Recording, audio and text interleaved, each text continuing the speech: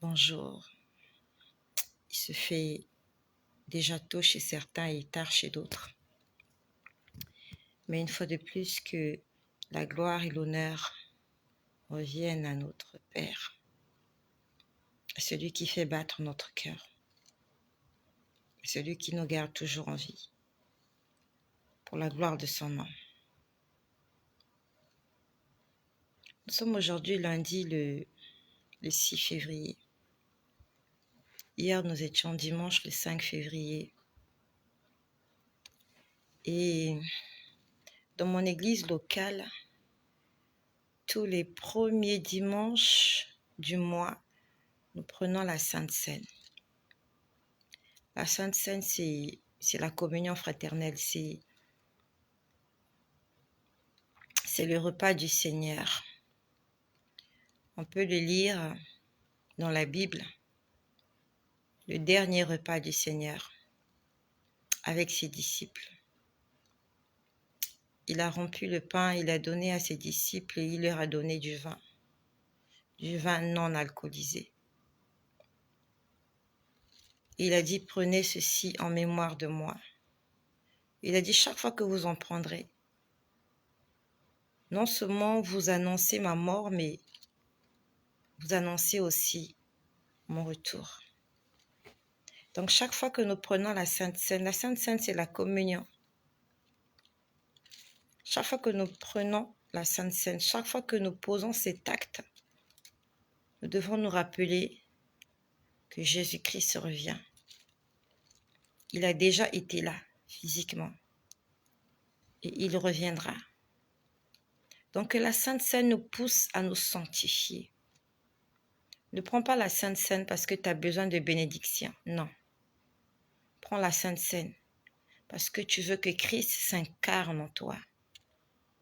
Que toi et lui, vous devenez une seule chair. Et aujourd'hui, lorsque j'ai pris la Sainte Seine, je me suis levée. Je suis allée prendre le pain et j'ai pris la coupe. Et je suis allée m'asseoir. Je suis allée m'asseoir à ma place. Et j'étais là assise. J'étais en train de mâcher ce pain-là. Je le mâchais tout doucement. Parce que j'avais mon appareil dentaire et je ne peux pas mâcher vite et fort quand j'ai mon appareil dentaire dans la bouche. Donc j'étais en train de savourer ce pain-là tout doucement. Je l'ai laissé se fondre dans ma bouche. Et pendant que j'étais en train de manger, j'étais en train de prier. Je dis, Seigneur, je veux plus de toi. Je disais, Seigneur, chaque fois que je mange ta chair, je lui disais, Seigneur, chaque fois que je mange ta chair, chaque fois que je bois ton sang, je veux que tu t'incarnes en moi. Seigneur, je veux que tu te révèles, que tu te manifestes au travers de moi, que tu sois visible.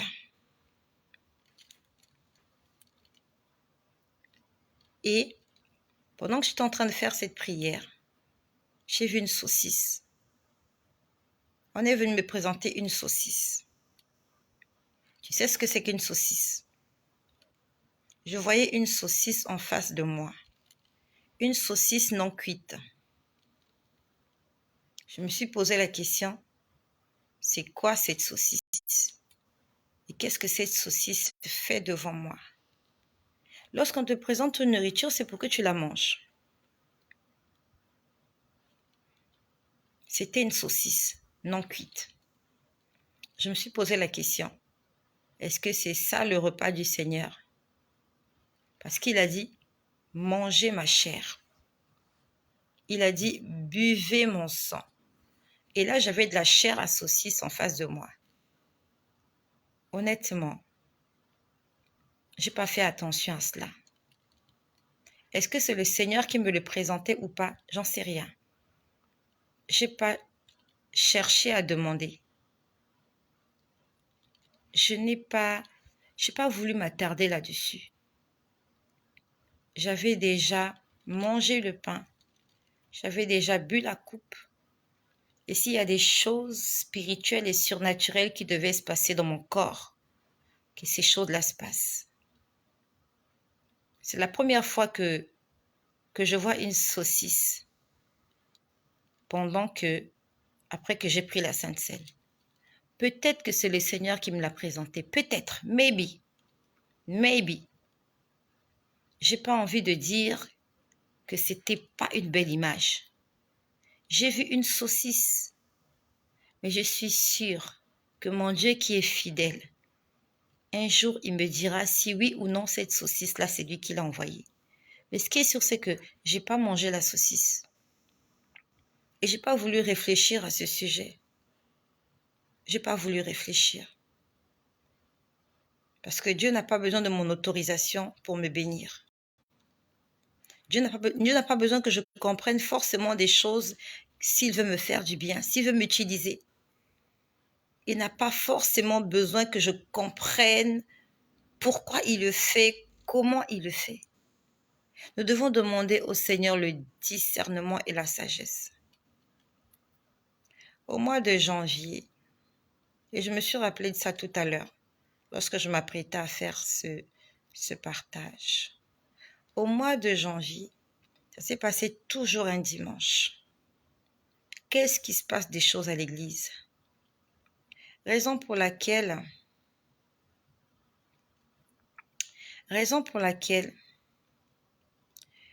nous devons être connectés au Seigneur lorsque nous sommes dans sa présence. Ne sois pas distrait. Si tu es distrait, l'ennemi va te mélanger.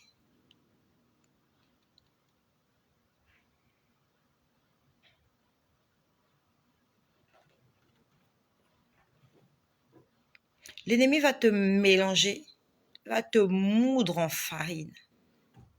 C'était un dimanche, mois de janvier. Là, nous sommes en février. C'était au mois de janvier et le pasteur était en train de prêcher. Et pendant que le pasteur prêchait, il y avait une assiette en face de moi. Et dans cette assiette, il y avait du riz. Et il y avait autre chose. C'était comme de la nourriture pour chien. C'était comme de la nourriture pour chien. Que le Seigneur te donne le discernement. Que le Seigneur te donne le discernement. C'est pas parce que tu es dans un endroit et que tu vois de vilaines choses que ça signifie que cet endroit n'est pas bon. Non. Peut-être que le diable veut se servir de cet instant où toi, tu dois être béni pour te maudire. Parce que si tu es au bon endroit et tu es au bon moment, au bon endroit, l'ennemi fera tout pour appliquer Jean 10:10 dans ta vie. Il va venir, il va essayer de voler, il va essayer de tuer, il va essayer d'égorger, il va essayer de te tromper. Donc j'étais là assise. Ce jour-là, je me rappelle, j'étais assise sur la deuxième rangée de l'église. Parce que lorsqu'on entre, il y a une première rangée, une deuxième, une troisième, une quatrième et une cinquième. Ce jour-là, j'étais assise dans la deuxième rangée de l'église. Et c'était de la nourriture pour chien. Donc, je pouvais voir du riz mélangé avec je sais pas quoi. Et je vois je me rappelle plus si c'était une main ou une cuillère, mais je crois que c'était la main de quelqu'un. Donc, la main de quelqu'un prend cette nourriture et me l'amène au niveau de la bouche. J'ai dit, je mangerai pas ça. J'ai dit, c'est dégueulasse, je mangerai pas ça. Je vais pas manger ça. Et j'avais complètement oublié ça jusqu'à tout à l'heure ce soir. J'aimerais que le Seigneur te donne le discernement. J'aimerais que le Seigneur t'apprenne à aimer seulement le repas du Seigneur. J'aimerais que le Seigneur te donne le discernement des nourritures spirituelles que tu dois manger. Nous savons tous que manger la nuit, c'est pas bon. Tous nous le savons, que si tu as fait un songe et que tu étais en train de manger, ce n'est vraiment, vraiment pas bon. Et si tu fais ce genre de songe où tu as mangé dans la nuit, dès que tu te réveilles le matin, tu dis « je vomis ». Il faut que tu le dises, il faut que tu le déclares. Je vomis, je crache, je sors de mon corps, de mon âme, de mon esprit, tout ce que j'ai pu consommer venant de la part du monde des ténèbres. Ça peut arriver que pendant que tu es dans la présence de Dieu, que l'ennemi aussi veuille s'infiltrer. La Bible nous parle de l'ivraie. Il y a un homme qui avait semé dans une terre. On dit que la nuit, l'ennemi est venu, il a aussi semé l'ivraie dans le même champ, au même endroit où cet homme a placé une sémence dans le sol. La nuit, l'ennemi est venu s'aimer l'ivraie. Et ça a poussé ensemble. J'aimerais que le Seigneur te permette de détecter l'ivraie. L'ivraie, c'est la mauvaise sémence. Et cette ivraie-là, ça peut être fatal. Ne laisse pas l'ivraie pousser dans ta vie. Ne laisse pas la levure faire monter la pâte. Les enfants d'Israël, pendant la Pâque, on leur demandait de manger le pain sans levain. Le pain sans levain, c'est du pain qui n'a pas reçu de levure, qui n'est pas monté dans une pâte qui n'a pas subi des transformations chimiques. Elle est restée pure. Nous devons rester purs pour le Seigneur. Que le Seigneur enlève l'ivraie qui est dans ta vie. Ça, c'est quelque chose que j'ai vu ce matin pendant la Sainte Seine. Et deuxièmement, je parlais à quelqu'un qui m'a fait beaucoup de mal, qui m'a fait beaucoup de tort.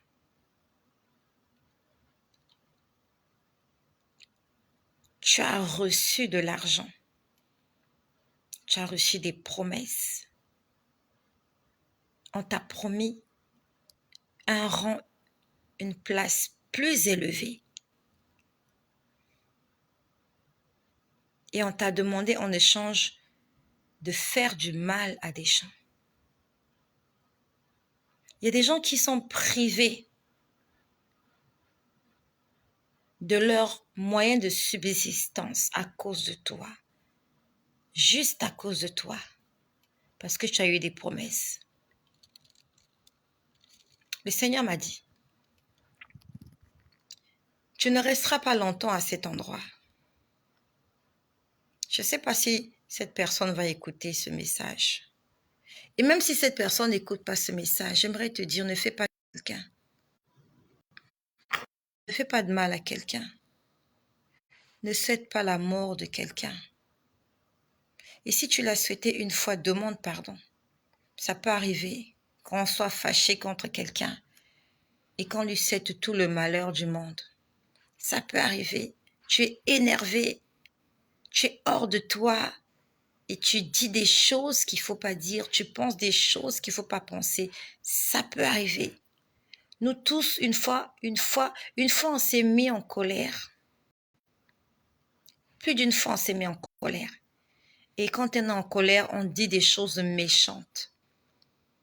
Mais lorsque tu reviens en toi-même, demande pardon, répands-toi. Parce que c'est sûr ce que tu as dit, Dieu n'a pas aimé cela. Le Dieu que nous prions, il est amour et il nous demande de nous aimer, de nous pardonner, de nous supporter les uns les autres parce que lui aussi il le fait pour nous.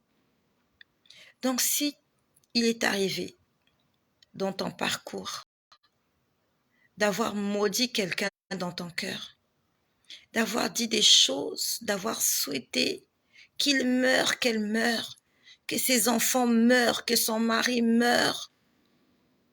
Mais quand tu es dans ton lit et que tu te souviens de cela, demande pardon au Seigneur.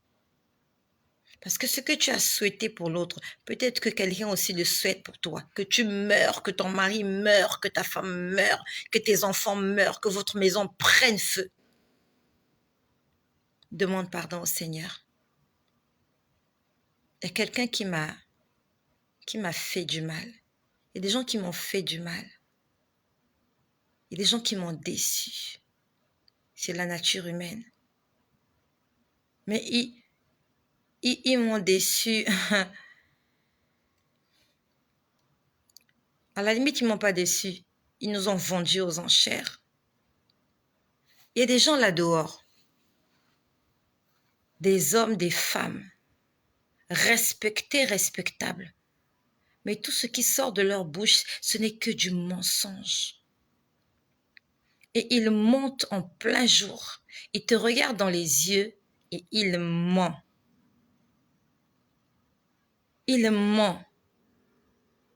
Il ment parce que il veut protéger le pain de ses enfants.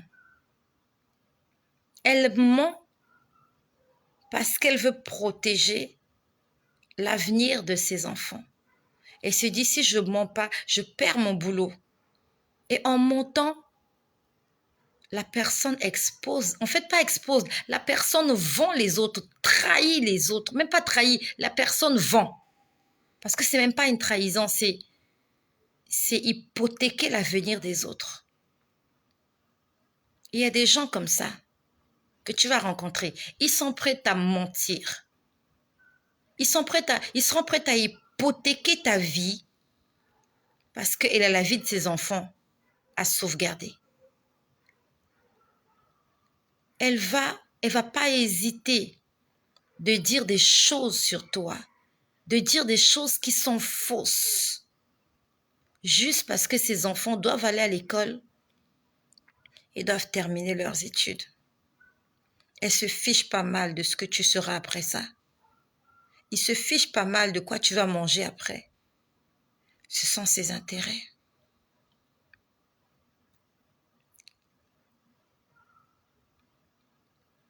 Et les personnes qui vont écouter ce message, ils savent de quoi je parle. Vous êtes des hommes, vous êtes des femmes. Vous avez négocié avec le mensonge, vous avez collaboré avec la méchanceté. Vous avez fait preuve, vous avez menti, tout en sachant qu'il y avait des gens qui avaient besoin de cela. Des gens qui avaient besoin de ce travail. Des gens qui avaient besoin de cette place, de ce poste. Mais parce que vous êtes assoiffés d'argent, vous avez besoin d'argent. Vos enfants sont plus importants que les nôtres. Vos besoins sont plus importants que les nôtres. Et vous avez menti avec un M majuscule. Vous étiez prêt à vendre vos frères, exactement comme au temps de l'esclavage. Les colons sont venus, les colonisateurs étaient là. Et il y avait des gens qui vendaient leurs enfants pour un sac de sel, pour un vêtement, pour une étoffe de tissu, pour rien du tout. Il y a des gens qui ont vendu leurs frères pour rien du tout. Il y a des gens comme ça qui ont vendu les autres pour rien du tout. C'est pas moi qui l'ai dit. C'est mon Dieu qui me l'a révélé. Ce qu'ils vous ont promis, ils vont vous le donner. L'argent qu'ils t'ont promis, ils vont te le donner. La promotion qu'ils t'ont promis, ils vont te la donner. Mais cette promotion-là sera une épine dans tes pieds. Cet argent que tu as reçu, ça sera une épine dans tes pieds. Et nous savons que lorsque tu as une épine dans le pied, tu ne peux pas marcher. Tu ne peux pas aller loin. Ils vous ont donné de l'argent. Ils vous ont promis des choses. Vous ne ferez rien avec cela. Cela ne fera que creuser votre tombe.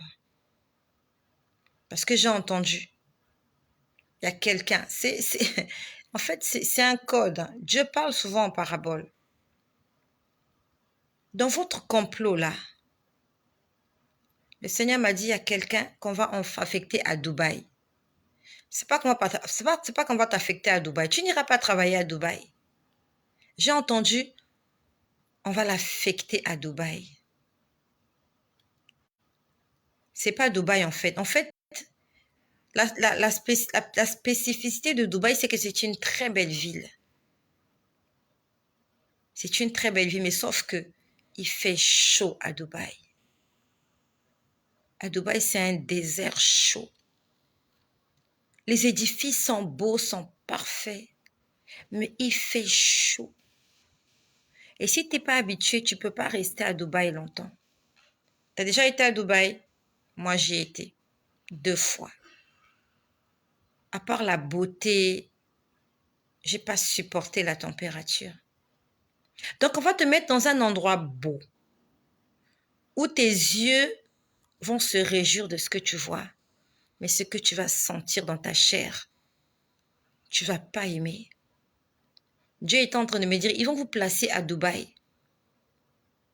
C'est juste un signe, c'est comme si on parlait en parabole. Ce que vos yeux ont convoité, ils vont vous le donner. Mais ce que vous allez sentir dans votre chair pendant que vous serez en train d'admirer ces belles choses-là, vont vous ôter la paix. Au nom de Jésus, que tes ennemis soient affectés à Dubaï. Que tes ennemis soient affectés à Dubaï. Que Dieu les affecte à Dubaï. C'est beau, mais il fait chaud. Tu peux pas être à l'aise à Dubaï. Il y a des vêtements, il y a tout, mais la température, oh mon Dieu, la température à Dubaï. Vous serez affecté à Dubaï. Et je prie que mon Dieu ait pitié de vous. Mais de la même façon que vous m'avez vendu, comme Joseph a été vendu par ses propres frères, ceux-là que tu as appelés tes frères, ceux-là que tu as appelés les enfants de mon Père, ils n'hésiteront pas à te vendre la première occasion.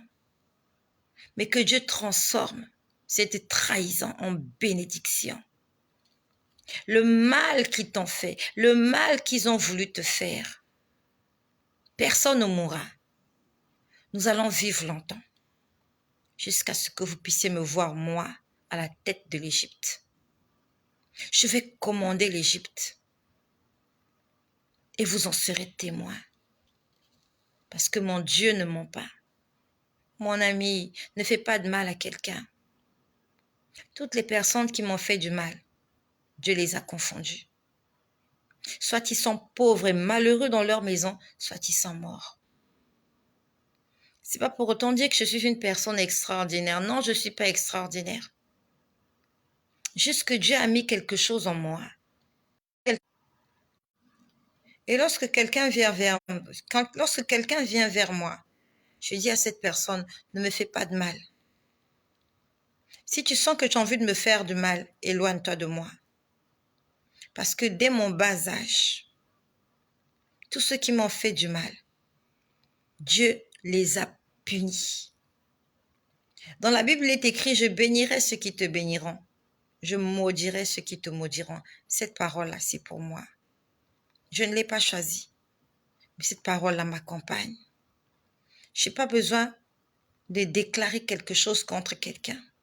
Cette parole m'accompagne partout où je vais. Qui que ce soit, dans ma famille, hors de ma famille, lorsque quelqu'un se lève injustement contre moi et que je n'ai rien fait, lorsque quelqu'un m'utilise, lorsque quelqu'un vient faire preuve de... Lorsque quelqu'un vient m'exploiter, tu es venu vers moi, tu m'as demandé de te prêter de l'argent. Je t'ai prêté de l'argent et tu as fui avec mon argent. Tu n'as pas remboursé. La malédiction est sur toi. Lorsque tu es là, je t'ai rien fait, mais tu souhaites mon malheur. La malédiction est sur toi. Ne souhaite pas le malheur de quelqu'un. Je suis témoin. Toutes les personnes qui m'ont fait pleurer, toutes les personnes qui m'ont utilisé injustement, Toutes les personnes qui m'ont trahi alors que je ne leur ai rien fait. Aucune de ces personnes a évolué. Et même si ces personnes ont évolué, l'évolution a été très, très éphémère. Elle était de très courte durée. Ne fais pas du mal à quelqu'un parce que tu ne sais pas ce que cette personne porte en elle. Qu'est-ce que Dieu a mis dans cette personne? C'est peut-être l'ennemi qui te pousse de faire du mal à cette personne pour que tu en payes le prix.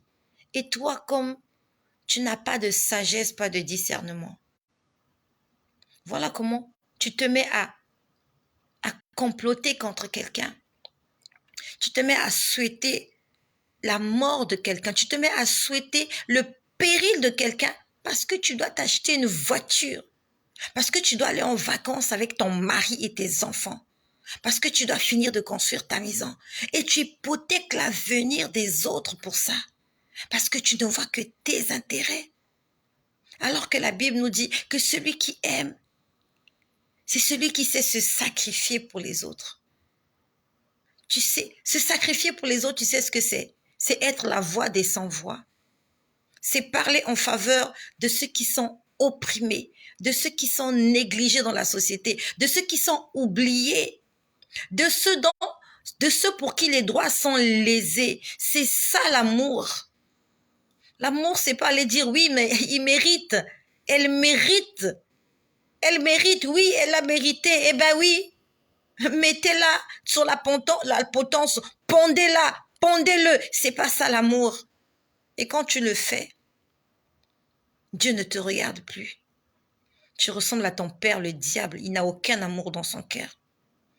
Mais lorsque tu plaides la cause même du coupable, quand quelqu'un a commis, et que toi tu viens dire oui, je sais qu'elle a commis, je sais qu'il a commis, mais il mérite une seconde chance. Même Barabbas qui est un meurtrier, il a eu une seconde chance. Il a retrouvé la liberté, alors qu'il y avait un innocent qui était en train de payer, qui est en train de recevoir des coups de fouet dans son dos à cause de Barabbas. Prenons la place des indigents, prenons la place de ceux qui n'ont pas de voix. Je ne suis pas parfaite, mais à l'intérieur de moi, je sais que je dois plaider en faveur des gens. Et j'essaye de me mettre à la place des autres, de me dire, il mérite mieux, elle mérite mieux, même si elle ne le mérite pas vraiment. Donnons-lui une seconde chance. Mais il y a des gens pour qui il n'y a pas de seconde chance. Tu as gaffé, tu as commis, tu mérites qu'on te jette dans la fosse aux lions. Vous serez affecté à Dubaï. Mon Dieu va vous envoyer à Dubaï dans le désert. Vous aurez des poches pleines d'argent. Vous aurez des comptes en banque pleins à craquer. Mais vous ne saurez bâtir quoi que ce soit parce que vous serez dans le désert. Et dans le désert, il n'y a que du sable. Pour bâtir des édifices, on a besoin de sable, d'eau et de ciment. Vous allez avoir des marmites, vous allez avoir des malles pleines d'argent. Et vous allez trimballer ces richesses dans le désert. Vous ne saurez quoi acheter parce que dans le désert, il n'y a pas de marché. Il n'y aura même pas d'eau à boire pour vous. Mais vous aurez des malles d'argent dans vos affaires. Que mon Dieu ait pitié de vous. Et que mon Dieu me rétablisse à la place qu'il m'a réservée. Que mes rêves, comme Joseph, qui rêvait dans la maison de son père, que mes rêves deviennent réalité. Si ce que je dis est pour toi, prends-le. Que tes rêves deviennent des réalités. Que les songes que tu as faits dans ton bas âge, dans la maison de ton père, dans la maison de ta mère, alors que tu n'étais qu'un enfant, Dieu était en train de te parler et tu n'étais même pas conscient. Que ces rêves-là, que ces songes-là se réalisent. Peut-être que comme Joseph, tu as été vendu par quelqu'un. Quelqu'un a menti, quelqu'un t'a jalousé parce qu'il y avait quelque chose en toi. Je ne sais pas si tu te retrouves en prison, ou si tu te retrouves esclave dans la maison de Potiphar, ou si tu te retrouves entre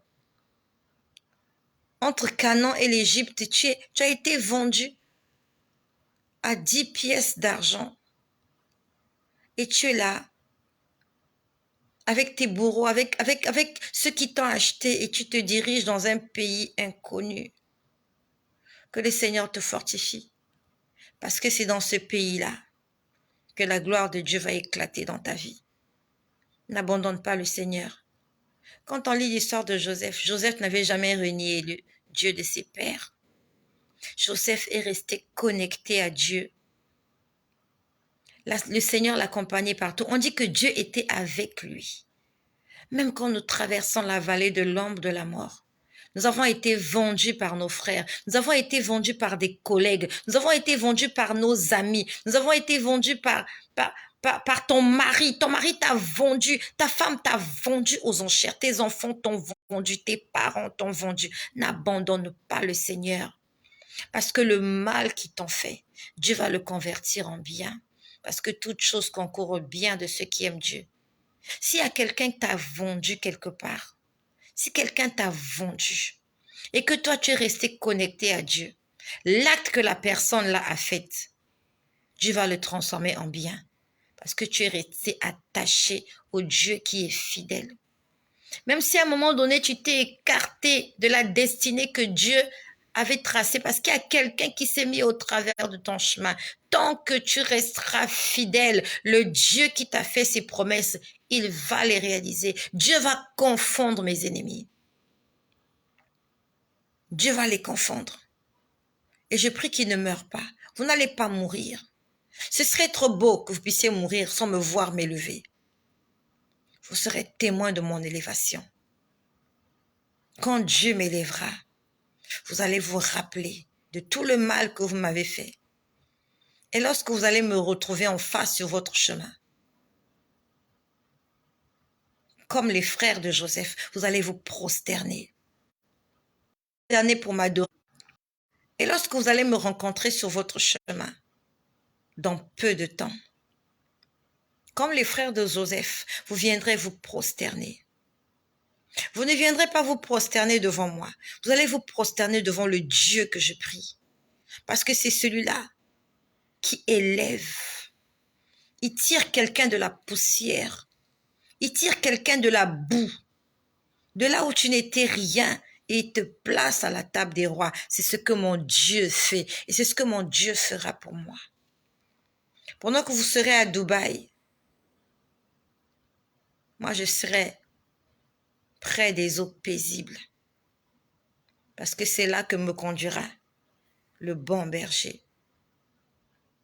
Il me conduit dans des verts pâturages. Il oint ma tête et ma coupe déborde. C'est lui qui est mon berger. Mais toi, comme ton berger, c'est l'argent. Ton maître, ton moteur, c'est l'argent.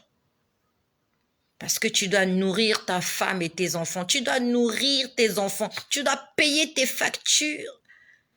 Au point de mentir. Au point de cacher la vérité. Parce que tu as besoin des billets de banque. Tu vas les utiliser dans le désert. Tu vas les utiliser dans le désert. Ainsi dit l'Éternel, mon Dieu. Tu verras de tes yeux des belles choses. Mais ce que ton corps, ce que ta chair pourra sentir, ne te permettra pas d'apprécier totalement ce que tes yeux seront en train de contempler. Je rends grâce au Seigneur parce qu'il est fidèle, parce qu'il est juste. Que Dieu ouvre ton intelligence. Que Dieu te montre l'avenir afin que cela te rende plus fort. Si tu ne connais pas ton lendemain, tu vas déprimer. Si tu ne connais pas ton lendemain, tu vas déprimer. Mais si Dieu te montre ce que tu seras dans quelques années, ça te donnera la force de supporter les épreuves actuelles. Parce que la Bible nous dit que la gloire à venir ne saurait être comparée aux souffrances actuelles. Il y a une gloire à venir et cette gloire-là, elle est réservée pour les élus. Que Dieu t'ouvre les yeux spirituels afin que tu vois ce que tu seras dans 2 ans, dans 3 ans. Et que tout ce que tu es en train de vivre là, ce que les gens sont en train de te faire vivre, ce que ton père te fait vivre, ton oncle, ta tante, je ne sais pas qui te fait vivre ça. Mais comme Dieu t'a montré que tu seras une grande femme un jour, que tu ne cesses pas d'acclamer ce Dieu-là, que Dieu t'ouvre les yeux spirituels afin que tu vois ce que tu seras dans quelques années. Joseph a été vendu, il avait 17 ans. Mais 13 ans plus tard, il avait 30 ans. Il était à la tête de l'Égypte. 13 ans c'est beaucoup. Oui, c'est beaucoup. 13 ans c'est beaucoup, mais ça passe très vite. Ça passe très vite. Lorsque tu as la vision de l'aigle, tu vois au-delà de ce que les hommes ne voient pas. Que Dieu t'ouvre les yeux. Ce que tu es en train de vivre là, c'est passager. C'est passager. Les gens sont en train de te faire souffrir, ça va passer. Peut-être que tu n'as pas d'argent, tu n'as pas de travail, tu n'as rien. Tu es vide, tu es sec. Tu es sec comme le figuier que Jésus avait maudit. Mais si tu transportes en toi la promesse, si la promesse de Dieu est en toi et si elle demeure, Dieu Seigneur fera éclater la gloire dans ta vie. N'abandonne pas Jésus. N'abandonne pas Jésus. Peut-être que comme moi, tu passes peut-être des moments difficiles. Mais Dieu t'a promis quelque chose. Il va le réaliser. Toi, reste calme et reste fidèle. Reste calme et reste fidèle. Ce Dieu-là ne te laissera pas tomber. Tu sais, j'ai perdu mon emploi depuis le 30 juin de l'année dernière. Ça fait pas encore 1 an que j'ai perdu mon emploi. Mais je peux te dire que Dieu s'occupe de moi. Je ne suis pas encore allée vraiment en banque pour prendre de l'argent afin de subvenir à mes besoins. Depuis que je ne suis pas plus d'emploi, je ne suis pas allée en banque pour subvenir à mes besoins. Les seules choses pour lesquelles j'ai été en banque, c'est pour des engagements que j'avais pris. J'avais pris des engagements, j'avais des dettes à payer. Et je me suis dit qu'il faut que je solde mes dettes avant que mes dettes ne me réclament. Lorsque je travaillais, je pouvais dire, OK, je paierai mes dettes. Mais là, je ne travaille plus. Je me suis dit, la première des choses à faire, je dois payer mes dettes. J'avais une dette vis-à-vis du Seigneur. J'ai pris un engagement à l'église. J'ai soldé ma dette. J'ai payé toutes mes dettes. Et depuis, je ne suis pas allée en banque pour prendre de l'argent afin de payer mes factures. Le Seigneur s'occupe de moi. Le Seigneur prend soin de moi. Je n'ai plus d'entrée, mais il n'y a pas de sortie aussi. Ni entrée, ni sortie. Ce que j'ai quelque part là, Dieu l'a mis au frais.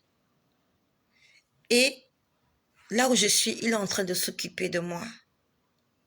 Il a gardé mes économies au frais. Ça peut-être me générer des intérêts, Dieu merci. Mais parallèlement, il est en train de s'occuper de moi. En fait, ce que je suis en train de vivre, ça ne devait pas être comme ça. Normalement, lorsque tu n'as plus de travail, tu vas en banque, tu retires de l'argent. Aujourd'hui, demain, tu retires. Parce que tu as des factures à payer, tu as des problèmes à régler, tu as des choses à faire. C'est l'inverse chez moi. Je fais même plus d'économies que ceux qui travaillent encore. Le Seigneur m'a permis de ne pas aller en banque pour prendre de l'argent dans mes économies. Si ce n'est que pour investir. Le Seigneur m'empêche d'aller prendre de l'argent afin de payer mes factures. Il m'aide à payer mes factures en dehors de l'argent que j'ai épargné. C'est pas beaucoup. Non, c'est pas beaucoup. Mais le Seigneur m'empêche de toucher à cet argent parce que cet argent a de la valeur. Je prie que mon Dieu t'assiste. Je prie que mon Dieu, l'Éternel des armées, le Dieu Tout-Puissant, prenne le contrôle de ta vie. Mon ami, paye ta dîme. Je sais de quoi je parle. Dieu va menacer le dévoreur. Si quelqu'un te dit que la dîme, c'est une vieille histoire, la personne là, c'est un envoyé du diable. Je te parle des choses que je vis. Paye ta dîme. T'as pas de travail. Chaque fois que quelqu'un te donne de l'argent, c'est ton mari qui te donne de la popote. Ton mari te donne peut-être l'argent pour faire des courses. Prends un dixième. Va. Mets dans une enveloppe. Tu dis, Seigneur, ça c'est ma sémence. Parce que tu m'as béni. Tu ne manqueras pas d'argent. Et surtout si tu es fidèle. C'est pas la peine de donner la dîme en janvier. Après tu donnes la dîme en août. Non. Reste fidèle dans ce que tu fais. Je suis le témoin de ce que je te dis. C'est pas la peine de te dire que je suis en train de le dire pour te soutirer de l'argent. Non, va payer ta dîme dans ton église. Va payer la dîme dans ton église. Et si le Seigneur a touché ton cœur, que tu investis dans ce ministère, gloire à Dieu. Je suis pas là pour t'escroquer, je suis là pour te donner les secrets. Et le Seigneur m'a dit, tu vas le leur dire. Tu as envie d'être béni. Sème. Sème. T'as envie de manger des mangues? Ne mange pas les noyaux. Quand tu as mangé la mangue, tu prends le noyau, tu vas l'enterrer quelque part. Dans quelques mois, dans quelques semaines, dans quelques années. Il y a un rejeton qui sortira de là. Il y a un arbre qui sortira de là. Et un jour, tu mangeras le fruit. Et même si tu ne manges pas le fruit, tes enfants, ta progéniture, ta succession en profitera. Parce que toi, tu avais sémé. Tu n'avais pas tout dévoré. Tu avais laissé la sémence. Cette petite portion-là qui t'est défendue de manger, ça n'a même pas de goût. Parce que ça ne t'appartient pas. Ça doit... Sème ma sœur. Sème mon frère. Paye ta dîme. De la même façon que Dieu s'occupe de moi. Il n'y a pas de raison qu'il ne s'occupe pas de toi. Le Seigneur prend soin de moi. Bientôt, les factures d'électricité vont arriver. Je sais qu'il me donnera les moyens de payer ces factures-là sans aller en banque, sans aller toucher l'argent en banque. Le Seigneur, il est fidèle. Jésus-Christ est fidèle. Que mon Dieu t'accompagne. Que mon Dieu t'assiste. Que le Seigneur Jésus ouvre tes yeux spirituels afin que tu vois ton lendemain et que ta vision de l'aigle puisse fortifier ta foi. Que ta vision de l'aigle puisse fortifier ta foi. Que le Seigneur t'accompagne. Sois béni au nom puissant et glorieux de notre Seigneur Jésus-Christ.